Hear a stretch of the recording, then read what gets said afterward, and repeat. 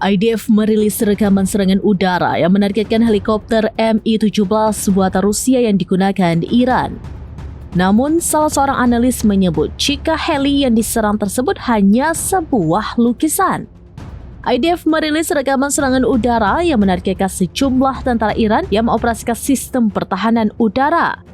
Dalam video tersebut juga terlihat penargetan helikopter Mi-17 buatan Rusia yang disebut digunakan oleh militer Iran. Rekaman memperlihatkan objek yang diklaim sebagai helikopter dihantam dalam serangan udara dan dinyatakan berhasil dihancurkan. Namun, klaim tersebut menimbulkan tanda tanya dari sejumlah pengamat. Analis pertahanan independen Patricia Marines menilai helikopter yang diserang kemungkinan bukan pesawat sungguhan. Ia menyebut objek tersebut diduga hanyalah lukisan anamorfik di atas aspal. Lukisan dua dimensi ini dari sudut tertentu dapat dilihat seperti objek tiga dimensi, sehingga bisa mengecoh pengamatan dari udara.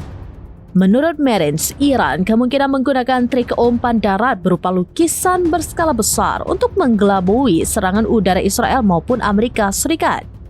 Ia juga menilai pola ini mirip dengan taktik yang sebelumnya pernah dikaitkan dengan Rusia dalam perang di Ukraina pada tahun 2023.